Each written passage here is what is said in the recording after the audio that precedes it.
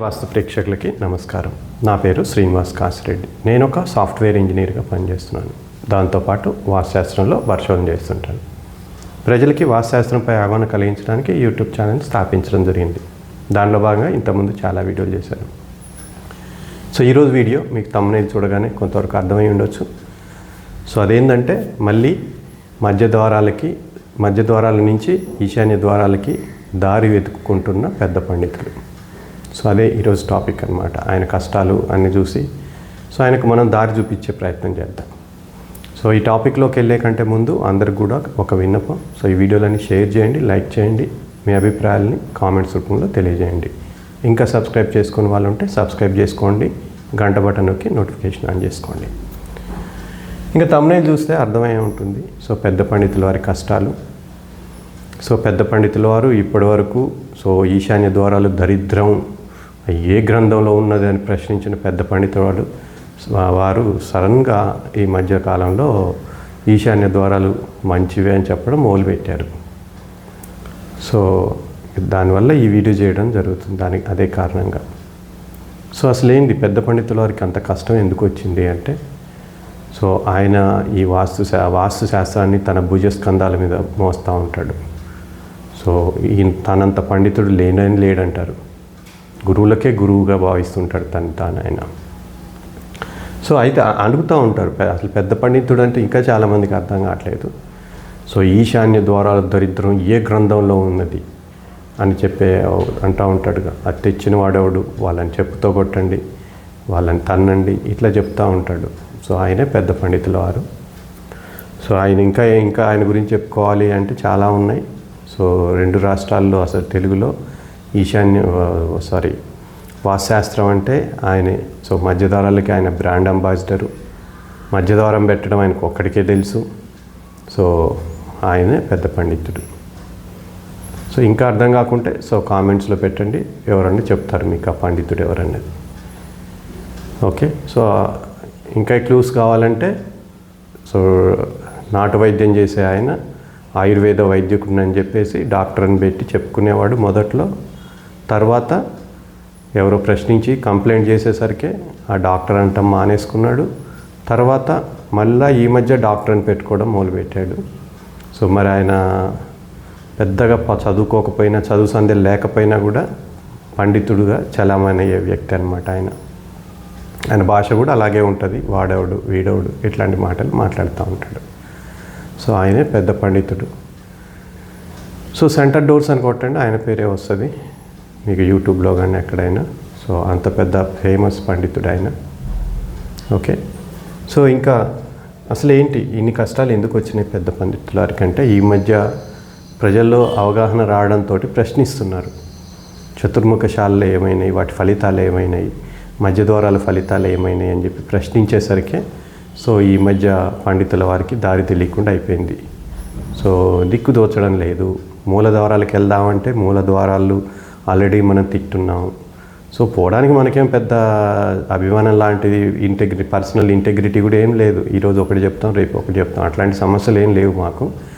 But కానీ ప్రజల్లోకి అవగాహన వచ్చింది ఎట్లా దాన్ని అన్నది. అట్లా ఆ విధంగా చూసినప్పుడు కష్టాలు వచ్చినాయి అన్నమాట. సో ఏంటి అసలు ఆయన ఈశాన్య ద్వారాల వైపు మళ్ళుతున్నాడా అనటానికి ఏంటి ఆధారాలంటే కొన్ని క్లూస్ ఇస్తూ ఉన్నాడు. సో ఏంటి అంటే ఒక ఇంటర్వ్యూలో చెప్తా ఉన్నాడు, చిన్న ఇంట్లో ఆ ఇంటర్వ్యూ చేస్తున్న వ్యక్తి అడిగాడు, చిన్న ఇంట్లో అయితే మూల ద్వారాలు తప్పదు కదా అంటే అవునని అంగీకరించాడు. దాంతోపాటు ఆ ఇంటర్వ్యూలో ఆయనే చెప్పాడు, ఈశాన్య గదికి మధ్యలో ద్వారం పెట్టడం నేనే చేయించాను, ముందు పెట్టింది నేనే అని చెప్పి అన్నాడు. తర్వాత ఇంకా ఏంటి అంటే సో ఆయన శిష్యులు కూడా నాకు ఫోన్లు చేసి నా కామెంట్స్లో ఒకళ్ళు కామెంట్ పెట్టారు, ఈశాన్య ద్వారాలు మీరే కనుక్కున్నారా అని చెప్పి నాకు కామెంట్ పెట్టారు. సో తర్వాత అదే శిష్యుడు, పెద్ద పండితుల వారి శిష్యుడు నాకు ఫోన్ చేసి నాతో మాట్లాడుతూ ఈశాన్య ద్వారాలను అసలు ఎవరు కనిపెట్టారు అంటే, ఏమో నాకు తెలిసి నేనైతే కాదు, నాకంటే ముందు ముద్రగడ రామారావు గారు, మా గౌరీ తిరుపతి రెడ్డి గారు ఇద్దరు కూడా దాన్ని ఈశాన్య ద్వారాలు చెప్పారు, మూల ద్వారాలు అని చెప్పారు. అయితే వాళ్ళకంటే ముందు ఎవరు లేరా అన్నాడు. ఏమో నాకు తెలిసి లేరు అన్నాను. సో నేను ఆధారాలతో చూపిస్తాను, ఈశాన్య ద్వారాలు అంతకు ముందే ఉన్నాయని చెప్పి పెద్ద పండితుల వారి శిష్యుడు నాతో ఛాలెంజ్ కూడా చేశాడు, ఆధారాలు కూడా తీసుకొని వస్తానన్నాడు. మరి ఇంతవరకు అయితే పంపించలేదు. సో అంటే మీకు అర్థం అవుతుండాలి. తర్వాత ఏంటంటే సో ఒక వీడియోలో చెప్తా ఉన్నాడు, అవసరమైతే ఆ వీడియో లింక్ కూడా పెడతాను మీకు, దాంట్లో మొహమాటం ఏం లేదు. సో ఏమని అంటే సో అందులో ఏం చెప్తున్నాడు అంటే ఉత్తర ఈశాన్యంలో డోర్ ఉంటే దక్షిణాగ్నేయంలో డోర్ పెట్టుకోండి కిచెన్లో అని చెప్పి ఆ వీడియోలో చెప్తున్నాడు. ఆ వీడియో లింక్ కూడా పెడతాను మీకు కింద పిన్ కామెంట్లో. పెద్ద పండితే దాంట్లో మొహమాటం ఏం లేదు, ఆ వీడియో చూసి తెలుసుకోవచ్చు మీరు. తర్వాత ఇంకా చెప్తా ఉన్నాడు 2-3 చోట్ల ఈశాన్యంలో కూడా ద్వారాలు పెట్టుకోవచ్చు, కానీ ఉపద్వారాలు పెట్టుకోవచ్చు అని చెప్పి కొన్ని క్లూస్ కూడా వదిలాడు. సో అంటే ఏంటి, పెద్ద పండితుల వారు మధ్య ద్వారాల నుంచి మూల ద్వారాల వైపు ప్రయాణం చేస్తున్నట్టు కనిపిస్తుంది, దానికోసం దారి వెతుకుతున్నట్టుగా కనిపిస్తుంది. సో ఇప్పుడు మనం కూడా కొంత దారి చూపించే ప్రయత్నం చేద్దాం. సో దారి చూపించడం అంటే ఏంటి, ముందు సారుకి గ్రంథాల్లో కావాలి. ఎందుకంటే ఆయన ఎప్పుడు గ్రంథాల్లో ఉన్నాయి తప్ప మిగతా ఏవి పాటించని వ్యక్తి ఆయన. ఋషులు చెప్పిన మాటలు తూచా తప్పకుండా పాటిస్తాడు. సో అందులో కొన్ని ఏంటంటే దిక్కుకే ఇల్లు కట్టుకోండి అని చెప్పి గ్రంథాల్లో ఉంది. సో ఆ గ్రంథాల్లో ఉన్నది కూడా ఆయన పాటించడు. అవసరమైతే ఋషులను ధిక్కరించి తానే ఒక నియమాన్ని పెడతాడు అలాంటి వ్యక్తి. తర్వాత దిక్కుకే ఇల్లు కట్టుకోమన్నా పర్వాలేదు, ఎన్ని డిగ్రీలు ఉన్నా ఇల్లు కట్టుకోవచ్చు, మధ్యలో ద్వారం పెట్టుకోవచ్చు అని చెప్తా ఉన్నాడు. మరి సెప్టిక్ ట్యాంక్ని ఏం చేస్తాడో తెలియదు. ఎన్ని డిగ్రీలు తిరిగినా సెప్టిక్ ట్యాంక్ అక్కడే పెడతావా, ఎన్ని డిగ్రీలు తిరిగినా ఖాళీ ప్రదేశం అలాగే ఉంచుతావా, వీటన్నిటికి కూడా మరి పెద్ద పండితుల వారు సమాధానం చెప్తారు. ఏం సమాధానం చెప్తారో వేచి చూద్దాం. సో మనం ఇప్పుడు ఏం చేద్దామంటే గ్రంథాల్లో ఏముందన్నది ఒకసారి చూద్దాం. సో గ్రంథాల్లో ఏంటి అంటే సో దీంట్లో చూడండి ఇది. సో కోన గ్రంథాలు సో పేజ్ నెంబర్ 93, ఇది మయవాస్తు. సో 93లో ఏమన్నా దారి దొరుకుతుందేమో పెద్ద పండితుల వారికి ఈశాన్య ద్వారాలకు అని చెప్పి ట్రై చేద్దాం మనం. సో ఈ బుక్లో ఏమనుంది అంటే కోణములందు అనగా ఇంటి నిడివిని 9 సమభాగములు చేయగా 1, 2 లేదా 8, 9 అంటే 1, 2 లేదా 8, 9, 1, 2, 8, 9, 1, 2, 8, 9, 1, 2, 8, 9. 9 భాగముల యందు ఏ విధమునైన ద్వారములు ఉండుట శ్రేష్టములు కావు, వీటికే కోణ ద్వారములని పేరు. అంటే మూలలో ద్వారాలు పెట్టొద్దని చెప్పారు గ్రంథాల్లో. సరే, ఇదొక గ్రంథం. సరే, వేరే గ్రంథాలు మన పెద్ద పండితుల వారికి తనకు అనుకూలమైన గ్రంథాలు తీసుకోవడం అలవాటు ఎప్పటికప్పుడు. సరే, ఇంకో గ్రంథం చూద్దాం. ఈ గ్రంథంలో ఏం చెప్పారు, ఇదేంటో చూడండి. వాస్తు కౌముది. సో దీంట్లో పేజ్ నెంబర్ 111లో ఏం చెప్పారు అంటే సో ఉపద్వారాల గురించి చెప్పారు. ఉపద్వారాలు ఎక్కడెక్కడ పెట్టుకోవచ్చు అంటే ఇక్కడ చూడండి. తూర్పులో అయితే E2లో అంటే ఈశాన్యం నుంచి రెండోది, E8 అంటే ఆగ్నేయంలో నుంచి రెండోది. సో ఉపద్వారాలు మెయిన్ డోర్ కాదు. పెద్ద పండితుల వారి స్టేట్మెంట్ కూడా అదే. ఏమని అంటే ఈశాన్యంలో ఉపద్వారాలు పెట్టుకోవచ్చు అని చెప్పారు. అయితే E8 తర్వాత S2 S8 అంటే ఆగ్నేయం నుంచి రెండోది, నైరుతి నుంచి రెండోది. ఇక్కడ కూడా వాయువ్యం నుంచి రెండోది, నైరుతి నుంచి రెండోది. ఇక్కడ ఉత్తరంలో కూడా వాయువ్యం నుంచి రెండోది, ఈశాన్యం నుంచి రెండో స్థానంలో ద్వారాలు పెట్టుకోవచ్చు. సో ఈ గ్రంథంలో ఉంది.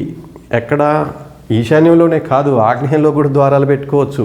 కాకపోతే దాంట్లో పొసమెరుపు ఏంటి అంటే ఫస్ట్ ఒక స్టేట్మెంట్ ఉంటుంది ఈ బుక్లో.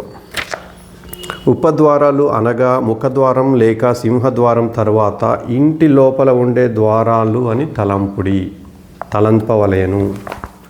అంటే లోపల గదుల ద్వారాలు అయితే ఇట్లా E2 E8 ఇక్కడ ఎక్కడైనా పెట్టుకోవచ్చు అని చెప్పారు ఉపద్వారాలు. సో మరి ఉపద్వారాలు అంటే దానికి సరే ఆయన చెప్పిన మీనింగ్లో తీసుకుంటే E2లో పెట్టాడు అనుకోండి, ఈశాన్య ద్వారం కూడా పెట్టుకోవచ్చు. మరి E8లో కూడా పెట్టాలి గురువుగారు, మన పంతులు గారు, పెద్ద పంతులు గారు. మరి E8లో కూడా పెడతారేమో చూద్దాం. ఆయన మించిన వారు లేరు. మధ్య ద్వారాలు పెట్టాలన్నా ఆయనతోటే, వాటిని కాదన్నాలన్నా కూడా ఆయనతోటే. సో పెద్ద పండితుల వారి ప్రయాణం గురించి కూడా మనం తెలుసుకోవాలి. ఫస్ట్ సో ఈయన ఆధునిక వాస్తునే చెప్పాడు. ఆయన వీడియోలు చూస్తే తెలుస్తుంది. ఆధునిక వాస్తు ప్రకారం ఉచ్చ నీచాలు ఇవన్నీ చెప్పాడు. తర్వాత ఇవి దేవతాస్థానాలు అన్నాడు, తర్వాత మధ్య ద్వారాలు అన్నాడు. ఇంకా వేరే వేరే ఉన్నాయనుకోండి, పైన బొక్కలు పెడితే అన్ని సకల సమస్యలు పోతాయి, మధ్య ద్వారాలు పెట్టి ఇటు నుంచి అటు ఓపెన్ చేయాలి, సోమసూత్రం బ్రహ్మసూత్రం ఇంప్లిమెంట్ చేస్తే సకల సమస్యలు అన్నీ పోతాయని చెప్పాడు. సో మధ్య ద్వారం పెట్టకూడదు అని ఉంది అన్న. మధ్య ద్వారం ఎక్కడ పెట్టకూడదని ఎక్కడుంది? ఇక్కడ చూడండి. మీరందరినీ భయపెడుతున్నారు, మధ్య ద్వారాలు పెట్టకూడదని, కులనాశనం అని చెప్పి అన్నారు. భయపెట్టింది ఎవరు? ఇక్కడ శ్లోకంతో సహా ఇచ్చాడు. దేంట్లో? విశ్వకర్మ వాస్తుశాస్త్రం చెప్పింది ఎవరట? సమరాంగణ సూత్రధారంలో ఉంది. దేంటి? గృహమధ్యే కృతం ద్వారం ద్రవ్యకోశ వినాశనం అవహేత్కలంహం భర్తుర్భాగ్యార్యావస్య ప్రదూషయేత్. తర్వాత ఇంకో శ్లోకం ఉంది. మధ్యే ద్వారం నకర్తవ్యం మనుజానాం కదాచన మధ్యే ద్వారే కృతేత్ర కులనాశనం ప్రజాయతే. సమరాంగణ సూత్రధారం. నెక్స్ట్ పేజీలో దానికి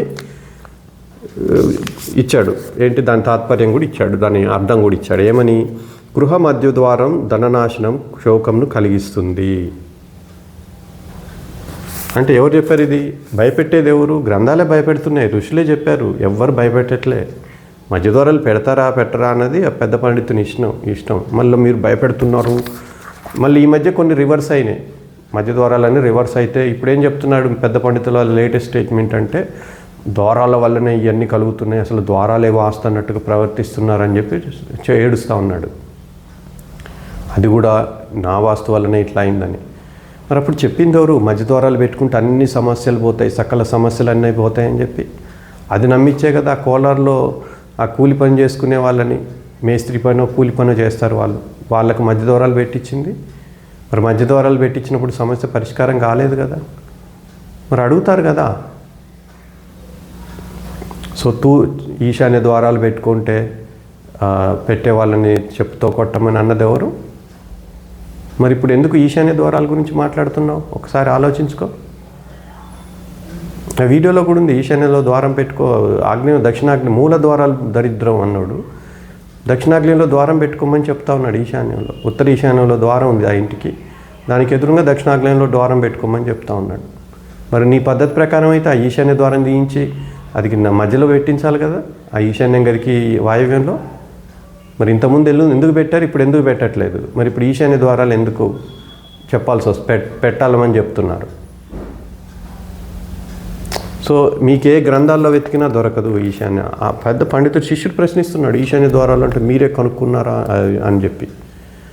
సో ఈశాన్య ద్వారాలకు ఉపద్వారాలుగా పెట్టుకోవచ్చు, కానీ మరి ఆగ్నేయ ద్వారాలు కూడా పెట్టుకోవచ్చు. మరి పెట్టుకుంటారా? తూర్పు ఆగ్నేయం E8 నైరుతి ద్వారం కూడా పెట్టుకోవచ్చు, పశ్చిమ నైరుతిలో పెట్టుకోవచ్చు, ఉత్తర వాయువ్యంలో N2లో కూడా ద్వారం పెట్టవచ్చు అని ఉంది, ఉపద్వారం. మరి పెడతారా? అప్పుడేమో మధ్య ద్వారం కనుక్కున్నది మేమే అని చెప్పారు. మధ్య ద్వారాలు మొట్టమొదటిసారిగా పెట్టిస్తున్నాం, శాస్త్రాన్ని బస్టు పట్టించారు, నేను ఉద్ధరిస్తాను. మరి ఇప్పుడు వచ్చేంటి? మరి మిగతావన్నీ ఎక్కడి నుంచి? సెప్టిక్ ట్యాంక్ ఎవరు పెడితే చెప్పారు? ఎవరి ప్రకారం చెప్తా ఉన్నారు? మీకు ఒకటే మార్గం, ఈశాన్య ద్వారాలు పెట్టాలి అంటే. సో ఎవరినైతే చెప్పు తీసుకొని కొట్టమన్నారో వాళ్ళందరికీ క్షమాపణ చెప్పి పెట్టుకో ఈశాన్య ద్వారాలు. లేకపోతే ఇంక ప్రజలే ఆలోచించుకోవాలి ఇట్లాంటి పండితులు ఏం చేయాలన్నది. ఇక్కడ చూడండి, ఈ బుక్ తీసుకో.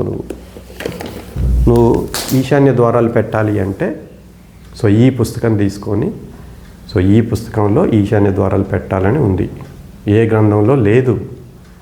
పెద్ద పండితుల వారి శిష్యుడు నాతో మళ్ళీ అబ్బా మీ ఈశాన్య ద్వారాలు మీరే తెచ్చారని నన్ను ప్రశ్నిస్తున్నారు. ఎస్, వీళ్ళే తెచ్చారు మూల ద్వారాలు, ఈశాన్య ద్వారాలు. మరి మూల ద్వారాలు ఉంటే ఉపద్వారాలు అవి కూడా ఆగ్నేయంలో కూడా పెట్టుకోవచ్చు. మరి పెడతారా చెప్పండి.